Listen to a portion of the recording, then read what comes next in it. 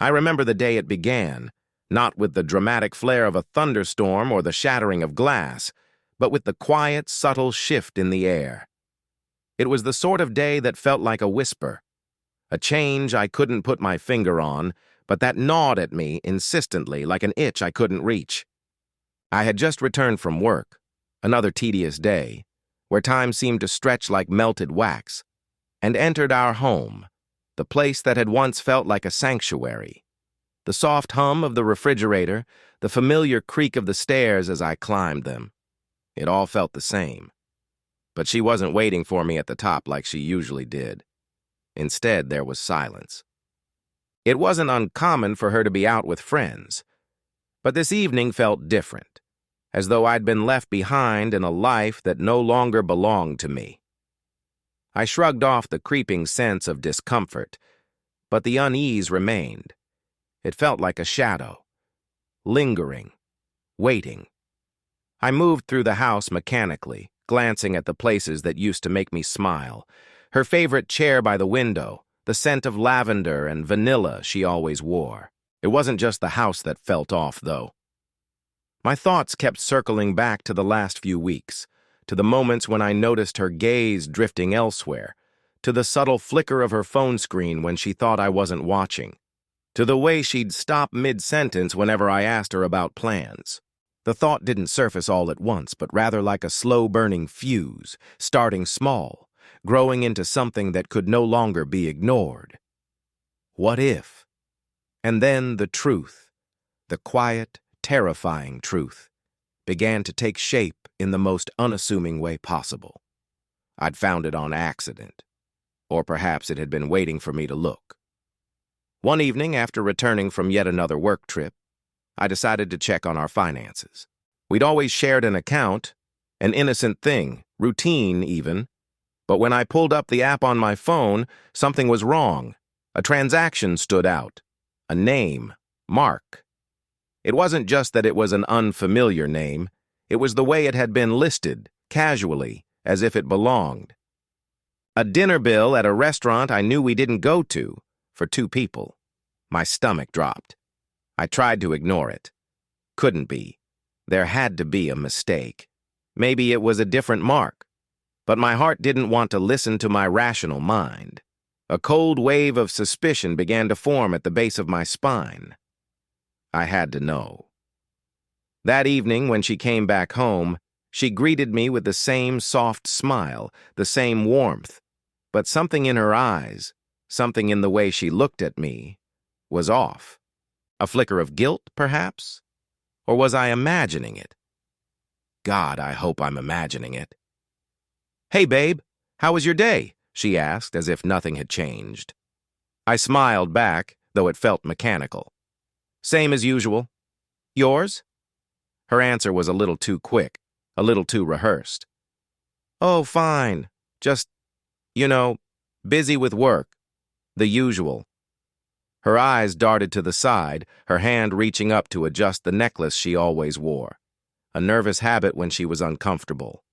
This wasn't just my imagination. I wanted to ask, to confront her right then and there, but I couldn't bring myself to. Instead, I found myself retreating, needing to clear my mind, needing space to breathe. I stepped outside, the cold air like a slap to my face, the sky dimming into twilight. The stillness of the night was deafening. I need proof. The next few days felt like a blur. Every moment I spent with her, I kept watching, waiting for something, anything, that would make this unbearable suspicion more real, more tangible. And it came. Subtle at first. Little things. An email left open on the laptop, a message that should have been deleted but wasn't. A strange scent on her clothes that didn't belong to me. But the final piece came in the most unexpected way. One evening, as I was picking up a forgotten jacket from the coat closet, I found something tucked away in the back, a small folded piece of paper. My hand trembled as I unfolded it. Written in her handwriting was a message, cryptic and yet undeniably clear. "I can't wait for tonight. Same time?" The name that followed was Mark's. Again. My pulse raced. I wanted to scream, to demand answers, but all I could do was stare at the words in front of me. The truth hung in the air, dense and suffocating, yet I could not quite grasp it fully. I had known, on some level, but now it was undeniable. I couldn't think. I couldn't breathe. All I could hear was the pounding of my heart. How could she? The world around me felt like it was closing in, the walls pressing tighter and tighter as I held the paper in my hand. It burned, as if the ink was seared into my very soul. I could no longer pretend. She had betrayed me, and not just with anyone. With him, my best friend. What did this mean for me? For us? My mind whirled with the questions, but no answers came. I stood there for what felt like an eternity. The paper trembling in my hands, the words blurring and sharpening in a cruel dance. The room around me seemed to fade away, leaving nothing but the weight of the truth, pressing down on me like a stone in my chest. My breath was shallow, uneven, and yet I couldn't tear my eyes away from the note. It was so small, so innocuous, yet it was everything. I could hear the faint hum of the refrigerator in the kitchen, the far-off sound of traffic through the window, but none of it mattered. The world outside didn't exist anymore. The only thing that existed was the hollow echo of that betrayal, reverberating in every corner of my mind. I wanted to scream. I wanted to throw something, break something, but all I could do was stand there, frozen, as if waiting for some external force to wake me from this nightmare. The house felt too small, too confining. I needed space. I needed air. I needed to think. I can't believe this. I took a slow step toward the door, then another, feeling the coolness of the metal handle against my fingers as I pulled it open and stepped out into the night. The air was cold, biting, but it did little to cut through the rage that was bubbling inside me. My thoughts moved faster than I could keep up with, spiraling into every dark corner of my mind. What had I missed? All the little things, the lies, the distance between us, the awkward silences. Had it all been there from the beginning? How long had she been lying to me? How long had I been blind? My best friend? Mark. I couldn't even bring myself to think of him by name, not in this moment. The betrayal was too sharp, too fresh. He had been like a brother to me. We had shared so much, the long nights, the secrets, the laughs, the struggles. He knew things about me that no one else did. And now? I clenched my fists, the cold air biting into my skin, but it wasn't enough to numb the fury that had taken root in my chest. The anger twisted through me, wrapping around my heart, strangling it. I needed answers. I needed to confront them. The thought of facing her, of hearing her explain herself, of seeing the look in her eyes when she knew I knew, filled me with a sick, almost uncontrollable urge to tear everything apart. But there was one thing that still gnawed at me. Why? Why him? Why did she have to choose him? I turned sharply, heading for the car. My hands were shaking as I gripped the wheel, the cool leather pressing into my palms, but I didn't care. I didn't care about anything anymore. I was past caring. The drive was a blur, the headlights slicing through the darkness like some kind of twisted beacon guiding me toward my fate. My mind raced ahead, envisioning 1,000 different confrontations, but none of them seemed to hold any weight. What did I want from this? The questions felt endless, but there was one thing I was certain of. I needed to face them. I needed to hear it from their mouths. I needed the truth to be laid out before me. No more shadows, no more secrets. I pulled up to his house, the familiar driveway and porch lights almost mocking me with their normality. Everything felt wrong. Everything felt like a cruel, twisted version of reality. I sat there for a moment, staring at the front door, my chest tight, my heart pounding in my ears. Was I ready? No, I wasn't. But I didn't have a choice. I slammed the car door behind me, the sound echoing in the quiet night. My shoes crunched against the gravel as I walked toward the door, my mind set, my body rigid with tension. My fingers hovered over the doorbell, and for a brief, fleeting moment, I thought about turning around, just walking away, pretending none of this was happening. But that wouldn't be me. Not anymore. I rang the bell, my pulse racing, my stomach tight. Seconds later, the door swung open, and there he was. Mark. His face lit up when he saw me, his expression warm, familiar. He greeted me with that easy smile of his, the one I had known for years, and for a moment, I almost wanted to look away, to pretend I hadn't seen anything. But I couldn't. His smile faltered when he saw my face, his eyes narrowing slightly, the change so subtle, so quick, but I noticed. I always noticed. I opened my mouth, the words hanging on the tip of my tongue. I wanted to shout, to demand answers, but I couldn't. The anger bubbled up inside me, raw, hot, and painful.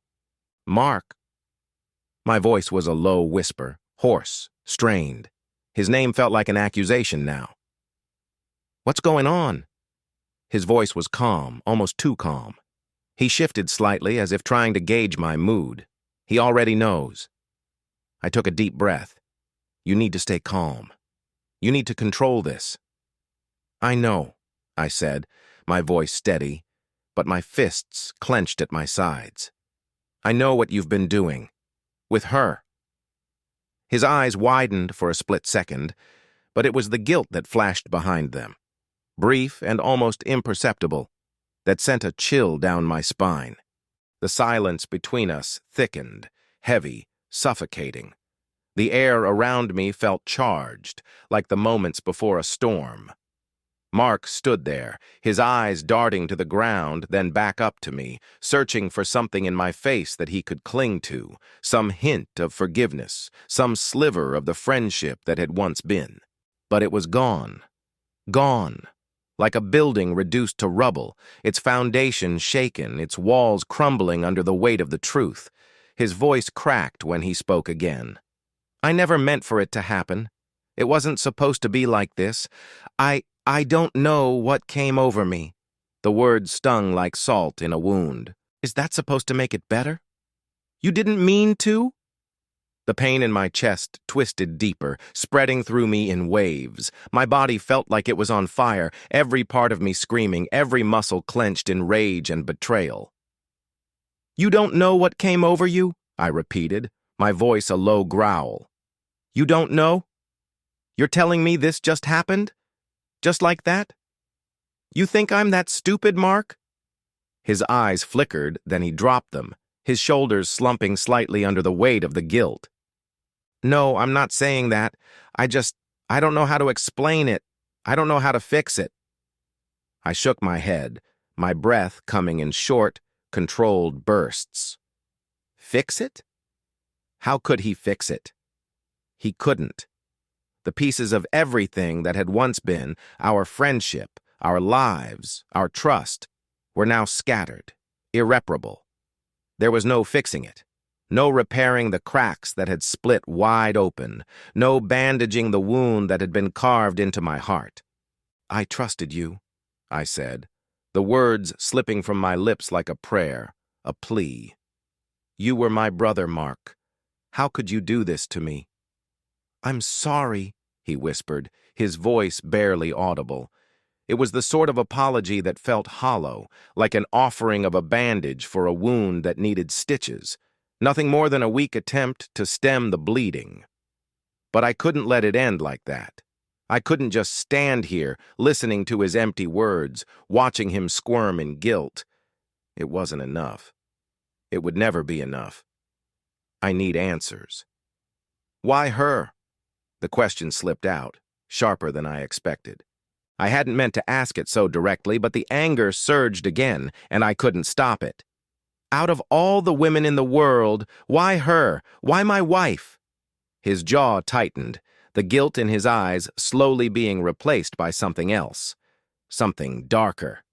Shame? Regret? Or something worse? He opened his mouth to speak, but no words came out.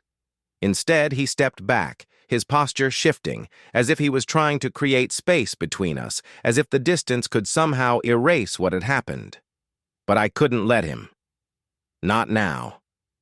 I took a step forward, my fists clenched tightly at my sides. "Answer me," I demanded, my voice rising, the urgency in it thickening the air between us. He flinched, like a man caught in a trap, and then the dam broke. His eyes met mine, and for the first time, I saw the truth in them. The real, raw truth. There was no denying it anymore. I never meant for it to go this far," he said. His words rushed, almost frantic now. "But when she came to me that night, I couldn't stop it. I didn't want to stop it. It felt right, you know? She was so distant from you. And I don't know how it happened. One thing led to another." I recoiled, the sting of his words hitting me like a slap. Distant? She was distant from me? Was that how it happened? Did he think it was some simple moment of weakness? That all this had somehow been unavoidable? Some twisted fate that couldn't be controlled? His voice was quieter now, as though he sensed the intensity of the storm raging inside me. "We were friends, man. We were both lonely. I never thought it would ruin everything. I never thought you would find out." His eyes dropped to the floor, his shame palpable. But it did nothing to assuage the anger that now flooded through me. If anything, it made it worse. This wasn't some mistake. It wasn't just a momentary lapse in judgment. It was a betrayal of the deepest kind. How could I have been so blind? I felt the blood rush to my head, my heartbeat thundering in my ears. The anger had reached a boiling point, threatening to overflow, but I kept it in check. I didn't want to lose control. Not yet. I wanted to make him feel it, to make him see what he had done. "She was distant?" I spat. "She was distant. So you thought this would be the answer? You thought you were the answer?" Mark didn't respond, his silence speaking louder than any words could. His gaze was still averted, his posture small, almost childlike now, as if he was trying to shrink beneath the weight of his own guilt. But that wasn't enough. Nothing he could say could undo what he had done. Nothing could erase the image of them together. Nothing could undo the trust that had been ripped away from me in an instant. The drive felt endless, the engine's hum a dull, monotonous backdrop to the storm tearing through my mind. The streets blurred by in a haze, each passing light casting a brief, unsettling glow over my thoughts. What had I been expecting when I rang his doorbell? A confession? An apology? Was there anything left to say after all of this? I'm just trying to survive this. Just trying to breathe. The house loomed in front of me when I finally arrived. My hands, stiff on the steering wheel, didn't feel like my own anymore. I hadn't planned to come back here, not this quickly, not so soon after the confrontation with Mark, but I had no idea where else to go. What other place could still be home when everything had been turned upside down? I stepped out of the car and into the chill of the night. The air felt sharp, the coldness biting through my coat, but it barely registered. There were bigger things to feel, too many things to feel. I stood frozen in the driveway for a long moment, looking up at the windows, imagining her inside. She was probably sitting in the living room waiting for me to come home, completely unaware of the earthquake that had just shaken everything. How could she not know? How could she not see the storm coming? I approached the door slowly, each step deliberate. I should have been angry. I should have been screaming at the top of my lungs. But instead, I felt something that caught me by surprise. Exhaustion. I'm so damn tired. When I finally reached the door, I took a long breath, steadying myself. The key turned in the lock with a quiet click, and I stepped into the entryway, the familiar scent of lavender and citrus greeting me. It felt like a lifetime ago that I had last stood in this place, not as a stranger, but as someone who belonged. The silence inside was suffocating, not the peaceful silence I had once cherished, but the heavy, pregnant kind that heralds a confrontation, the kind that hangs in the air, thick with expectation and unspoken words. I walked through the house, the quiet echo of my footsteps seeming to mock me. Where is she? My eyes scanned the living room, the kitchen, the hallway. She wasn't in the places she usually lingered, and that only made the unease inside me grow. I called her name, my voice strained, barely above a whisper. Sarah? No response. I felt a pang of panic in my chest. Where the hell is she? I moved toward the stairs, my hand gripping the banister with a tightness that hurt. I felt my heart racing, the sweat forming on the back of my neck, even though the house was cool.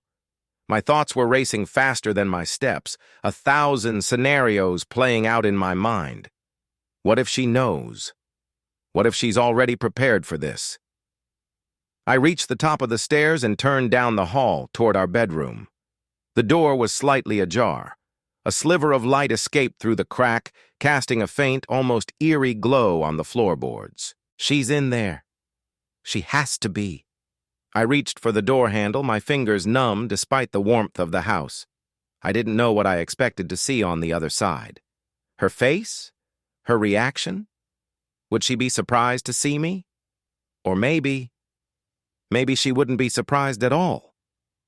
I pushed the door open slowly, my breath caught in my throat.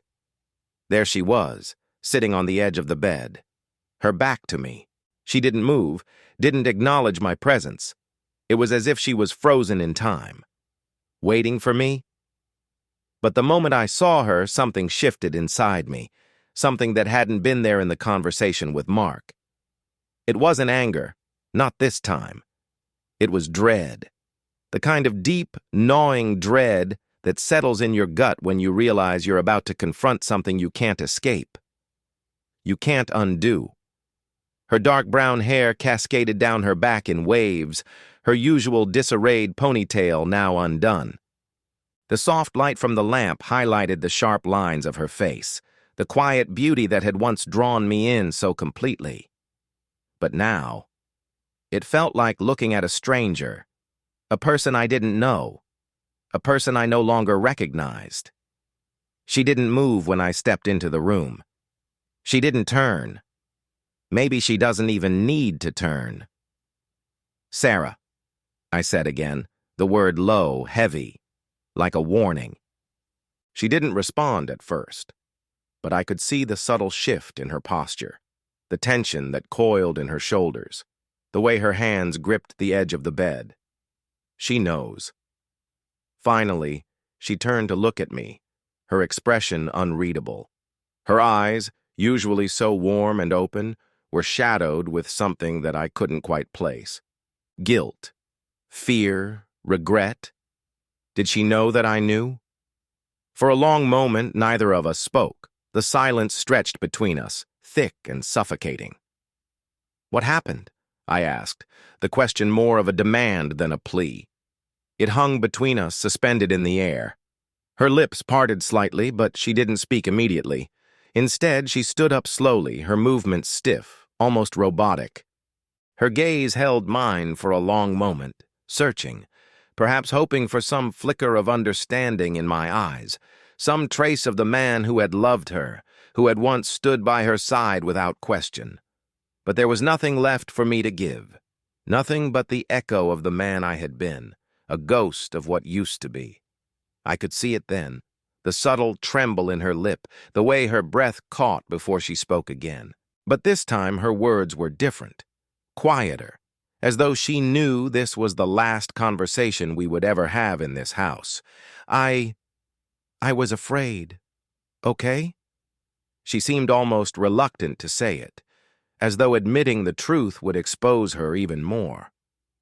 Afraid of everything changing, afraid of losing you, of losing us. The words hit me like a slap, but not with the same fury that had burned through me earlier. This was something else, a hollow, empty kind of pain, the kind that comes when you realize someone you thought you knew is now just an image, a mirage of the person they once were. Afraid? I laughed bitterly, the sound harsh in the silence of the room. Afraid? I repeated, almost as if I couldn't believe it. You were afraid. So you went to him? My best friend? You thought that would make things better? She flinched at the words, and I watched her take a half-step back, her expression twisting with a mix of guilt and something else, something like regret, but maybe not deep enough to change anything. I didn't want it to go this far, she said, her voice faltering, her shoulders hunched as though bracing for another blow. I thought maybe if we just talked more, it would get better. But I was lost, okay? I didn't know who I was anymore. I didn't know who we were. My heart, which had been nothing but a tight fist of rage, seemed to freeze in my chest. Lost? She had been lost. And we, had been the ones who didn't see it. We'd been so focused on our own rhythms, our own patterns, we never bothered to notice the subtle fractures beginning to spread. The cracks we thought were nothing more than the natural wear of life. But they were there, spreading silently, growing wider with every day we ignored them. I took a step back, running a hand through my hair. I needed space. I needed to breathe. But the air was thick. It was suffocating in here, and the distance between us felt like an ocean, no matter how close we were in the room. You didn't know who you were? You didn't know who we were? I shook my head, trying to make sense of the words, trying to understand how things had gotten so twisted. And you thought betraying me, betraying us, was the way out? Tears welled in her eyes then, but she didn't reach for them, didn't wipe them away. She let them fall, unspoken confessions in the form of liquid regret. She opened her mouth, but no words came. She had said everything there was to say, hadn't she? The truth of it was already there, hanging in the air like smoke that couldn't be blown away. I turned away from her then, needing a moment to collect myself, to force my thoughts into some semblance of order.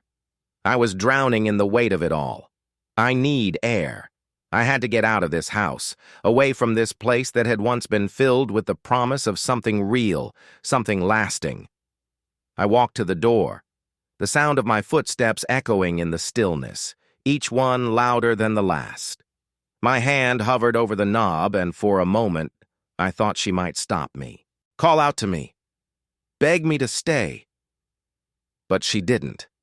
There was only silence. The kind of silence that follows the end of something important. The kind that fills every corner of the room, until there is nothing left but the sharp sting of finality. I turned the knob and opened the door, stepping out into the night. The air outside was cool and crisp, a stark contrast to the suffocating warmth I had just left behind. It felt like the first real breath I had taken in hours. The world was quiet out here, too. The streetlights cast their pale glow over the sidewalk, and I couldn't help but notice how lonely it seemed, how empty everything felt. I wasn't sure where I was going, didn't know what I was supposed to do next, but all I could think about, as I walked away from the house, from her, from everything, was that I had to keep moving, keep putting one foot in front of the other. I had no choice.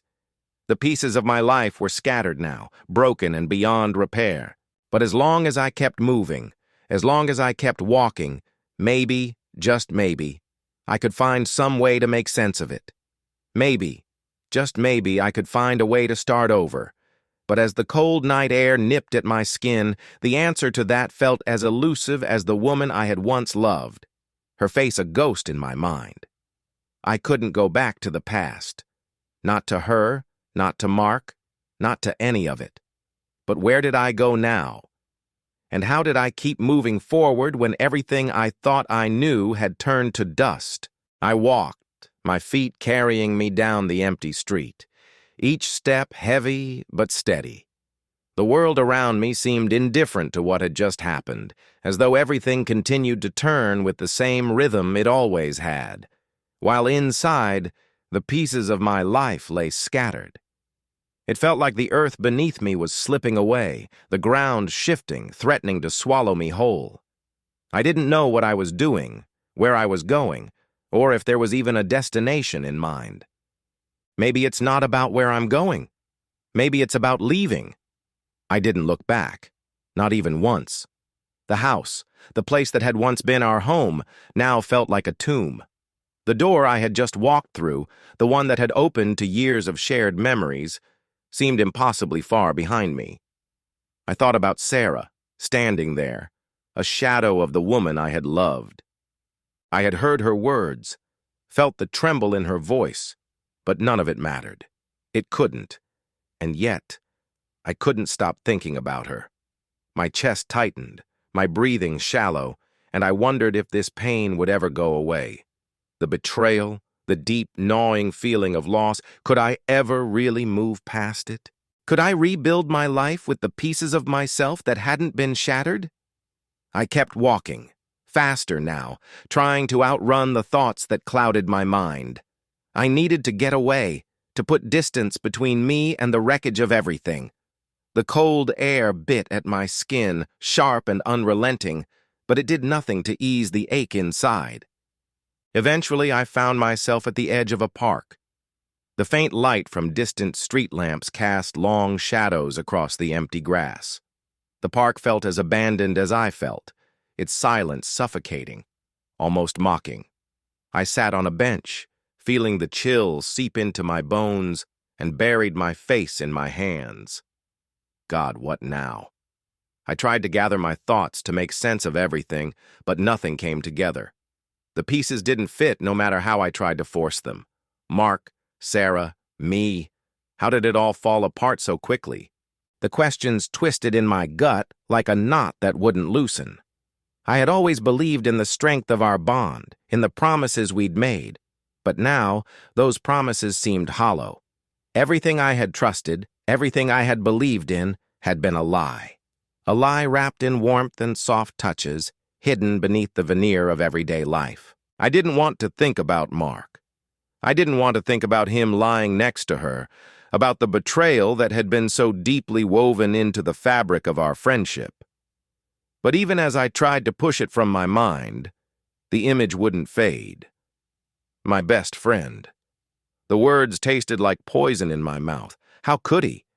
How could he do this to me? To us? He had always been the one I confided in, the one who had been there through everything. Had it always been there between them? The thought sickened me, but it was the truth now. And no matter how hard I tried to deny it, I couldn't escape it. What do I do with all this anger? The question hung in the air, unanswered. I didn't want to hurt them, didn't want to be consumed by the bitterness that was beginning to crawl through my veins. But I didn't know how to stop it. I didn't know how to let go. I looked up at the sky, a blanket of stars scattered across the darkness, distant and untouchable. The world felt impossibly large, and I felt small beneath it, insignificant in the grand scheme of things. Will I ever feel whole again? My phone buzzed in my pocket, pulling me from the spiral of my thoughts. I hesitated, then pulled it out, almost afraid to see who it was. But the screen lit up with a message from my mother, a simple, quiet message that seemed to stand in stark contrast to the storm I was caught in. I'm here, if you need me. I stared at the words, the kindness in them settling like a balm over the rawness of everything else. It wasn't much, but it was enough. It was a lifeline thrown into the churning sea I felt myself drowning in. I didn't respond right away. I wasn't sure I had anything to say, but just knowing she was there, knowing that there was still something left in the world that wasn't tainted by lies, helped to ground me, if only a little. I stood up from the bench, the weight of the night pressing down on me. I can't keep running. Not forever. For the first time since I'd walked out of that house, I felt the smallest thread of clarity. It wasn't a solution, and it wasn't even the beginning of one. But it was a moment of something. A recognition that maybe, just maybe, I didn't have to carry all of this on my own. That there were still people in my life who cared, who hadn't betrayed me. And for the first time in what felt like forever, I made the decision to stop running. I have to face this, I thought. I have to face the truth, whatever it is. I didn't know where the road ahead would take me, but I couldn't stay in this limbo forever. The choices ahead of me were mine to make, and I would find a way through them. The city was quiet at this hour, and the rhythmic echo of my footsteps against the pavement became my only companion. The night air had grown colder, the wind now carrying the sharp sting of winter. But I didn't feel the cold. My mind was consumed by other things, things I could neither push away nor grasp fully. One step at a time, just one step at a time. I repeated that to myself like a mantra, as though the words themselves could somehow offer guidance through the labyrinth of my thoughts. What had I even expected to happen tonight? That everything would suddenly make sense? That I'd find some miracle solution to the mess that had unraveled in my life? I had never been naive enough to believe in miracles, but hope had always been there, a flickering flame in the darkness.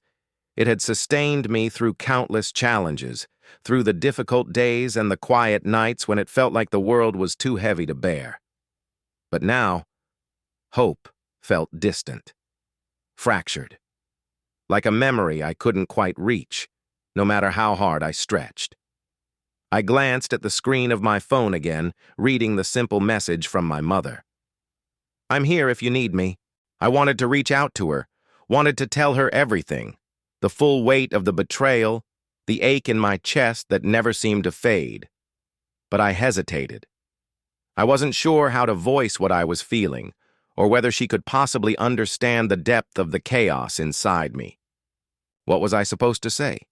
How do you explain that someone you trusted, someone you considered family, had broken your world apart in a way you couldn't fix? How do you tell someone that a part of you had died, and you were unsure if it would ever come back? No, I wasn't ready to talk about it yet, but I knew, deep down, I would need to. I couldn't carry this alone forever. Not even I was that strong. The streets blurred around me as I walked, my feet moving on autopilot while my mind remained tangled in the mess of feelings I couldn't quite sort through. I couldn't ignore it, though.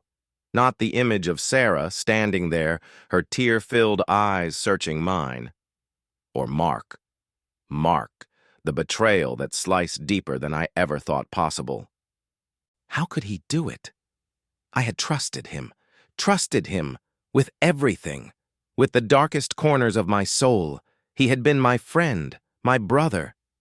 And yet, as much as the rage burned inside me, it was the hurt that lingered, the shock, the numbness of knowing that the person you thought you could rely on, the person who had known you for years, could throw all of that away so easily. I stopped walking, standing at the edge of a small bridge that overlooked a river. The water flowed quietly beneath me, dark and reflective. The sound of it was soothing, almost meditative, like the world was reminding me that everything, good or bad, was always moving forward. Nothing could stay stagnant forever. But what about me? What was I supposed to do now?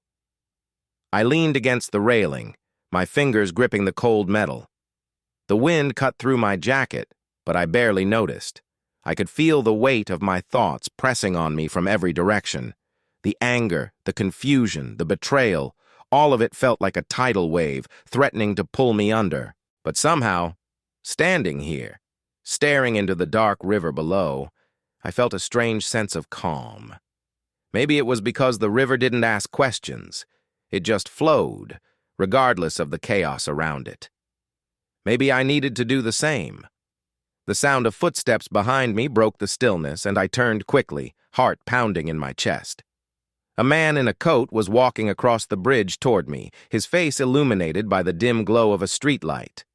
He wasn't much more than a shadow at first, but as he came closer, I recognized him. It was Mark. My throat tightened as his figure came into focus. He looked like a man caught between two worlds, caught between the past we had shared and the betrayal he'd just inflicted.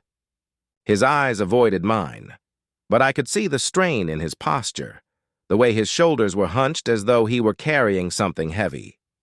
He stopped a few feet away from me, glancing briefly in my direction. Neither of us spoke for a long moment. The silence between us felt impossible, like no words could ever bridge the gulf that now separated us. But then, just when I thought he might walk away, he said something. "I'm sorry." His voice was low, barely above a whisper. But it was there, the words, the apology. The one thing I didn't think I'd ever hear. I exhaled sharply, surprised by the impact those two words had on me. Sorry. A word that, in that moment, felt both empty and full of regret, full of sorrow, but also empty, because no apology could undo what had been done. "You're sorry?" I repeated, my voice sharper than I intended, my fists clenched at my sides. I wasn't sure if I was angry or just lost. "You think sorry is enough? You think that somehow makes everything okay?" I didn't look back. Not once. Each step I took seemed to carry me farther from Mark, from the bridge, from the tangled mess of my own heart. But despite my body moving forward, my mind was still frozen in that moment. Mark's apology, the rawness in his voice, still echoed in my ears. It gnawed at me, pulling at something deep inside, something I wasn't sure I wanted to confront. What do I want from him? What do I want from myself? The questions spiraled, turning in circles in my mind with no answers to guide me. I wanted to believe that there was a way forward, that I could find peace in the wreckage.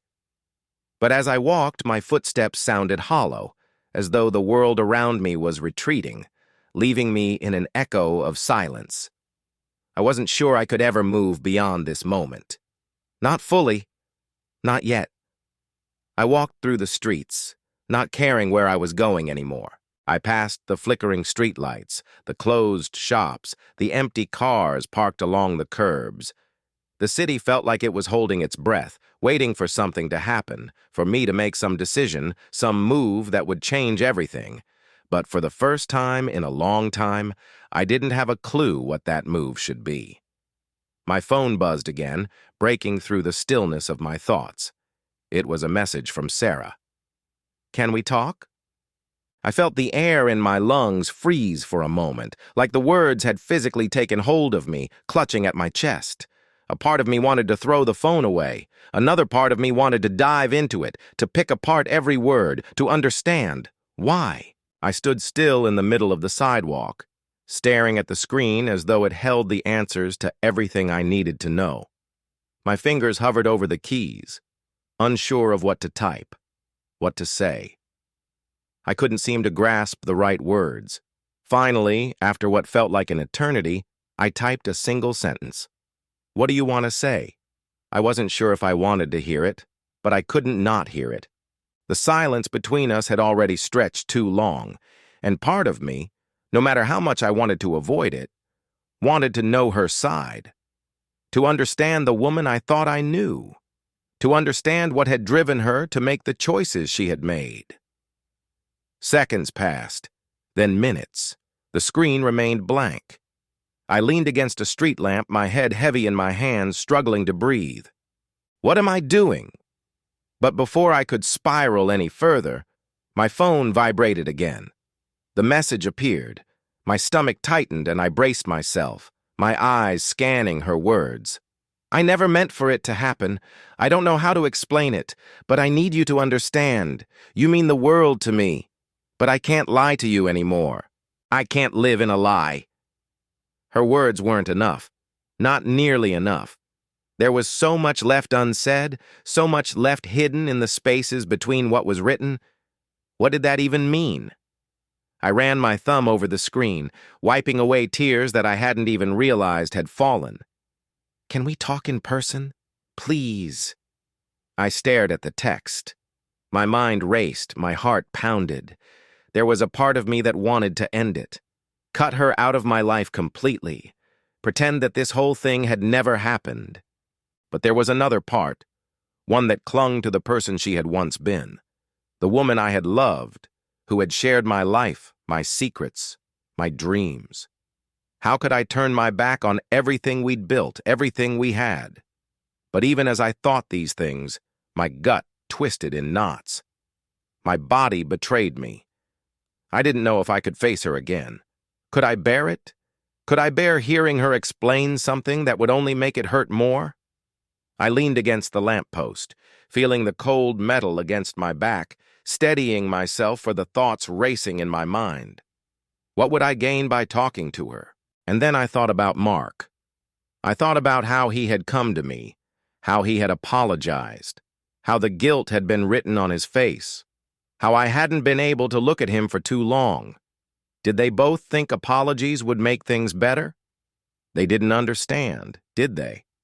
They didn't understand that I wasn't angry for them. I was angry for me, for myself, for my life, my history, my choices, now tainted by their betrayal. This wasn't something I could forgive easily. This wasn't something I was ready to move on from. The phone buzzed again, and I flinched. I could feel my pulse pounding in my ears.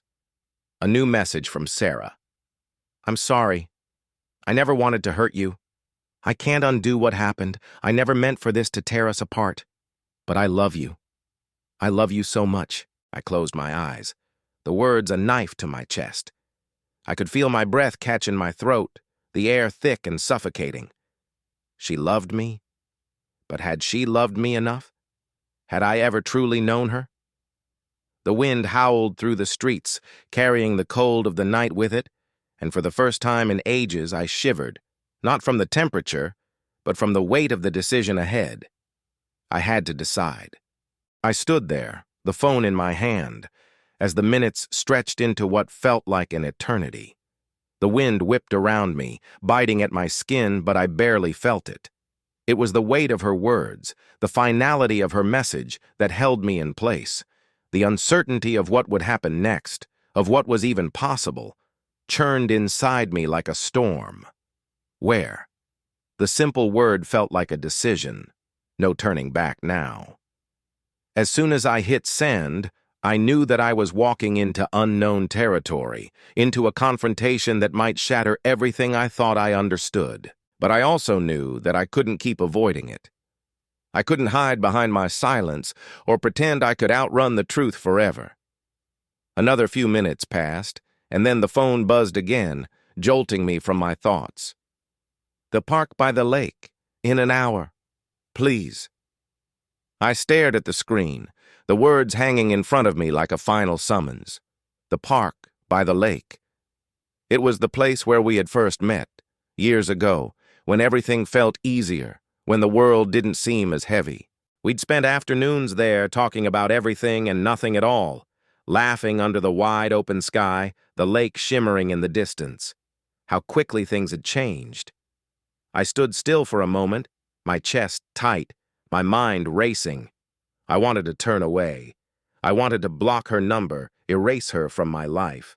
I wanted to run far, far away from all of this. But a deeper part of me, a weaker part maybe, wanted to see her. I needed to know. I needed to hear the words I wasn't sure I was ready to hear. The park by the lake. I hadn't been there in years. I didn't reply to her message. Instead, I just turned, slowly, and started walking. The city was quieter now. The streets more deserted, as though even the world itself was holding its breath. My feet moved mechanically, carrying me toward the park, toward the conversation I couldn't avoid any longer. The cool air bit at my face, the chill seeping through my jacket as I walked, my thoughts whirling with every step. Why now? Why had she waited this long? Why had she done this in the first place? I still couldn't understand it. She had told me she loved me. Loved me. But what did that even mean now? How could I trust her words? Trust her at all? As I walked, the park began to come into view, the distant silhouette of the trees, the faint outline of the lake sparkling under the moonlight. It was all so familiar, too familiar. The memories hit me like a tidal wave, crashing over me in an instant. I stopped at the entrance to the park, the metal gates standing like an old, forgotten barrier. I could feel the tension in my chest, like a coiled spring waiting to snap. The stillness of the night around me seemed to make everything feel more real, more pressing. I took a deep breath and pushed through the gates. The path before me was dark, lit only by the faint glow of streetlights scattered through the park. The wind rustled the leaves, and somewhere off in the distance, the lake shimmered under the night sky. The place felt the same, and yet, everything had changed. I walked deeper into the park, my eyes scanning the familiar spots, the bench where we had sat together countless times, the small bridge that crossed over the stream. And then, I saw her. Sarah. She stood by the edge of the lake, her back to me, her posture stiff and uncertain, as if she was waiting for something or someone to make the first move. Her dark hair fluttered in the wind, the strands glowing in the dim light. But there was a heaviness to her shoulders, a weariness that hadn't been there before. She didn't turn when she heard my footsteps approach, as though she wasn't sure what to expect from me anymore.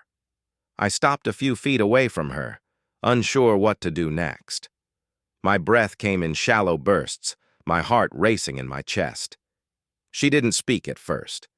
Neither of us did. It felt like the space between us was too wide, too vast, to be crossed by mere words. Finally she turned, her eyes meeting mine. There were traces of tears on her face, the evidence of a pain I had no way of understanding. Her lips trembled, but she didn't speak for a moment, as if she were trying to find the right words, the right way to explain what had happened. "Hi," she said quietly, her voice thick with emotion. "Hi." The word felt so out of place, so small for the enormity of what we were facing. I couldn't find the strength to say anything back, not yet. So I just nodded, my jaw tight. "Thank you for coming," she continued, her gaze never leaving mine. "I wasn't sure if you would. I didn't know if you'd even want to see me after everything. After what I did." I took a shaky breath, trying to steady myself. The anger inside me was simmering, but there was something else there, too, something that felt like despair, like I had already given up on us even before this conversation began. I stood there, feeling the weight of Sarah's words pressing down on me like a 1,000-pound stone. Every part of me wanted to walk away, to run from this moment, from the reality she had just dragged me into. I wanted to escape the aching emptiness of it all. I could feel the rawness in my chest, the betrayal bubbling up inside me, but I stayed rooted to the spot. No running away this time, no more avoiding it. Sarah stood just a few feet away, her face a canvas of sorrow and regret, her eyes red and swollen from crying. She hadn't expected an easy forgiveness, I could tell. She didn't expect me to simply forget or let it all slide away. But the words she'd chosen were still there, hanging between us, offering no real answers, no real explanations, just the raw, ugly truth of her mistakes. I opened my mouth, but no words came out. My throat was tight, constricted by the anger and the pain that had been building for days, weeks, months, really. The silence stretched between us, thick and suffocating. "Why do you want me to believe you?" The question burned in my mind, but I couldn't bring myself to voice it. There was no point. There was no point in asking why anymore. I already knew the answer, or at least the one I would give to myself. "I don't know if I can believe you, Sarah," I said finally, my voice low, brittle. The words felt like they were tearing at my insides. "You say you've changed, that you're different. But how am I supposed to trust you after all of this? After everything?" She closed her eyes, her head dipping as though the weight of my words had physically struck her. She took a long breath, steadying herself, then looked up again, meeting my gaze with a mix of hope and despair. "I know I've lost your trust. I know you have every right to feel this way," she whispered. "But I'm not asking you to forgive me now. I need you to know that I'm sorry. For everything. For hurting you. For letting things get so out of control." The apology stung. It wasn't enough. It never would be. But as I stood there, a small part of me, the one I hadn't wanted to acknowledge, told me that maybe, just maybe, there was something else happening here. Something deeper than betrayal. Something more complicated than anger or hurt. I shifted my weight, letting out a shaky breath, trying to steady myself. The night felt impossibly still, the lake before us almost too peaceful for what we were going through. What could be peaceful about this? "I don't know what to do with this," I said, barely above a whisper. "I don't know how to move forward when everything's been broken." The silence stretched out again, but this time there was no tension in it, no guilt or frustration. Just the quiet of the night around us. "I don't expect you to know right now," Sarah said softly. "I just want you to understand that I've been trying to find myself again. I lost myself in all of this, in everything. I got caught up in something I couldn't control, and I didn't know how to get out of it. But I'm here now, trying to make it right, even if it takes time, even if you can never forgive me." I swallowed hard, the weight of her words sinking in. She had said it herself. She didn't know how to get out of it. She was admitting that she had been lost, that she had made decisions that had shattered us both. And yet, she was still standing here, in front of me, asking for something. Asking for what? I closed my eyes, trying to push away the ache in my chest. "I want to hate you for this. I want to never look at you again." But there was something else there, something that refused to let me turn away. It wasn't forgiveness, not yet. Maybe it would never be, but it was understanding. A part of me recognized that she wasn't just apologizing for what she had done to me, she was apologizing for what she had done to herself, for what she had lost along the way. "I don't know what happens next, Sarah," I said quietly, my voice trembling as I spoke. "But I need time to think, to figure out what I want, to figure out if I even have it in me to trust you again." Her expression faltered, the last remnants of hope draining from her face. She nodded slowly, understanding the gravity of my words. There was nothing more she could say, nothing more to offer, not in this moment. "I'll give you all the time you need," she whispered. "I won't push. I just want you to know how sorry I am. For everything." I nodded, my throat tight, the words hanging in the air between us, unresolved.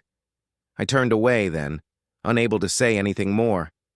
I couldn't stand there any longer, couldn't stay in that place where words felt like quicksand, sinking us deeper into the mess of it all.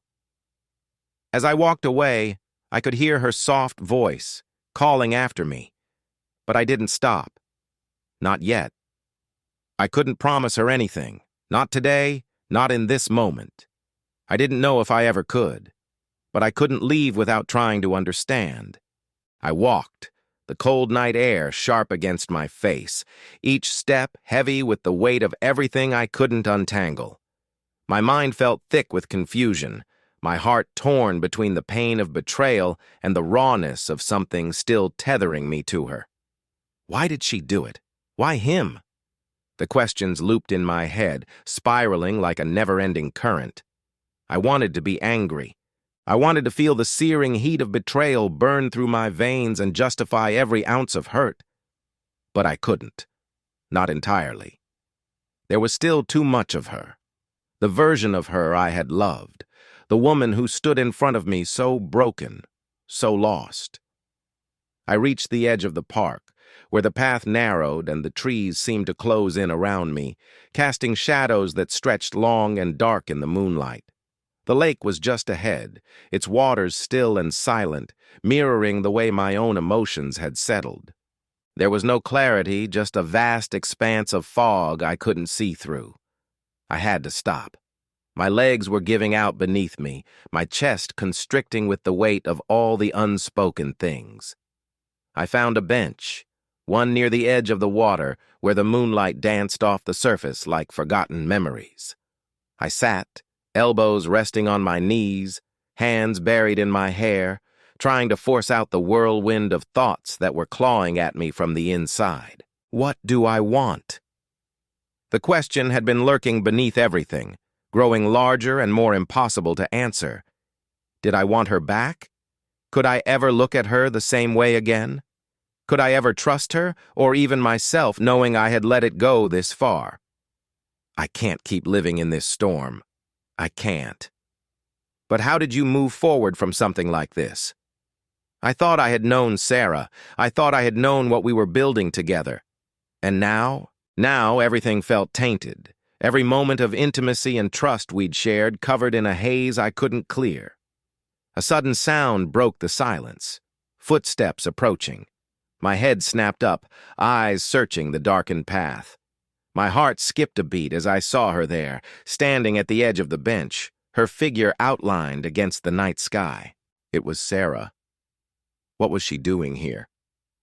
I felt the pulse of panic hit my veins again, but this time it was different. There was no anger in her face, no pleading, just the quiet, almost reverent sadness that seemed to swallow her whole. I didn't know where else to go, she said softly, her voice barely a whisper over the night's stillness. She hadn't asked permission to approach, but in a way, I wasn't surprised. It was like she needed to be here, to not let the last thread of connection between us completely snap. I didn't say anything. Didn't move. I didn't even know if I could. She hesitated before sitting down beside me on the bench. We sat in silence, neither of us touching, just existing in the same space, breathing the same air. There was a profound weight between us, one that neither of us could ignore. I keep trying to understand, she continued after a long moment, her voice trembling, trying to make sense of it all. But the truth is, I don't know how I ended up here, how I let it happen. Her voice cracked, and she turned her gaze to the lake. I don't want you to pity me. I don't want you to think that I'm asking for your forgiveness right now, but I need you to know I'm not the same person who made those choices. I've been lost in myself for a long time, and maybe that's why I didn't see how much I was hurting you, how much I was losing in the process. The rawness of her words cut through the air, like the sharpest knife, and I couldn't help but listen, even as the knot in my stomach tightened. You're right, she said softly, as if speaking more to herself than to me. I should have told you the truth sooner. I should have been honest with you from the start. But I was afraid of losing you, afraid of facing the consequences. I thought I could hide it, that I could fix everything by keeping it all inside, but it only made things worse. The weight of her confession was almost too much to bear. There was so much history between us, so many moments that had shaped who we were, and here she was, broken, honest, but still her. I looked at her then, really looked at her. The same woman who had once laughed with me in this very park, who had whispered promises in my ear under the stars, who had been my best friend and my lover, now sitting beside me, carrying the weight of everything we'd lost. She turned to face me then, her eyes searching mine, waiting. Waiting for what? For some sign from me, some gesture that would tell her where we stood, but I didn't know where we stood. I didn't know what to do with the wreckage of us. I don't know if I can do this, Sarah, I said softly, almost too quietly for her to hear. I don't know if I can ever look at you the same way. Not after this. Not after everything that's happened. She nodded, tears pooling in her eyes. The moon hung heavy in the sky, its pale light casting a soft glow over everything, as though the night itself was holding its breath. I stayed seated, staring out at the water, the silence between us more deafening than any words could be.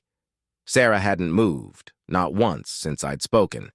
She simply sat there, waiting for something from me, or perhaps waiting for her own redemption. I could feel the tension in the air, like a tightrope strung between us, fragile and trembling, waiting for the first breath to snap it. My heart thudded in my chest, each beat a reminder of everything that had brought me to this moment. The cool wind kissed my skin, sending a shiver down my spine. But I didn't move. I couldn't bring myself to. I didn't know if I could ever move again. I wanted to speak, to say something to break the weight of this moment, but every word felt like it would be a lie. Every response felt like a betrayal of something. I didn't know what was left for me to give. And so, we sat. Sarah shifted beside me, just enough to draw my attention. She was wiping at her eyes, her fingers trembling slightly. I hadn't noticed how much time had passed. Minutes, hours, days seemed to blur into one long ache. "I'm not asking you to forgive me now," she said softly, breaking the silence like a thread snapping. I just need you to know that I will do anything to make it right." Her words hung in the air, and for a brief moment I almost believed them. I wanted to believe them. I wanted to believe that she could undo everything, that she could erase the hurt, the betrayal, the feeling of being utterly lost. But something deep inside me recoiled, pulling me back from the brink. "I don't know if you can make it right, Sarah," I said quietly, my voice heavy. "You can't just erase what's been done. You can't take it back." The words burned on my tongue, but I had to say them. I needed her to hear them. I needed her to understand that this wasn't something we could just sweep under the rug and pretend never happened. "I don't expect you to," she whispered, her voice breaking again. She swallowed hard, trying to regain her composure. "But I need you to know that I'm not the woman who did this. I was lost in a dark place, and I don't know how to make up for it. But I will try. I will try for as long as it takes."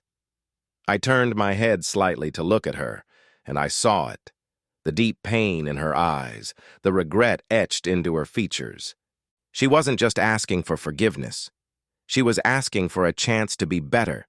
And yet, could I believe her? Could I trust the woman who had shattered everything we had built? I didn't know. I didn't know what to say. But as the silence stretched between us again, something shifted in me. A part of me, despite the anger, despite the betrayal, wanted to reach out to her, wanted to take her hand and say that we could figure it out, that there was still a chance for us, even if it was small. But another part of me, the part that had been burned, the part that had felt the sharpness of her betrayal, held me back. How could I trust her again? "I don't know if I can," I said finally, the words feeling like stones in my mouth. "I don't know if I can go back to the way things were." Her eyes filled with tears, and she nodded slowly, the weight of my words landing on her like a blow. "I don't want to go back to the way things were," she said quietly, her voice trembling. "I want to move forward, but I know that's going to take time. I don't expect things to change overnight. But I'll wait for you. I'll wait for however long it takes." There was a quiet desperation in her voice now, a pleading that I hadn't expected. She was asking for time, for patience, and as much as I wanted to give it to her, I couldn't escape the feeling that it might not be enough. Could time heal this? Could it really undo everything? I glanced at the water, watching the ripples distort the reflection of the moon, and I realized something. This wasn't just about forgiveness. It wasn't just about her betrayal. It was about me, about how I chose to move forward from here, about how I would navigate this storm that had already torn through everything I had believed. I didn't know what that path looked like yet. I didn't know if I could ever find peace again, whether it was with Sarah or without her. But I did know one thing. I couldn't stay in this place forever. I couldn't remain frozen in the aftermath of her mistakes, trapped in this unbearable limbo. I stood up from the bench, suddenly restless, needing to move, needing to do something. Sarah looked up at me, her eyes wide, as though she thought I was about to leave. Maybe I was. But I paused, my hand gripping the edge of the bench, and I turned to face her. She hadn't moved, hadn't said a word. She was waiting, trembling beneath the weight of my gaze. "Sarah, I don't know what happens next," I said, my voice raw.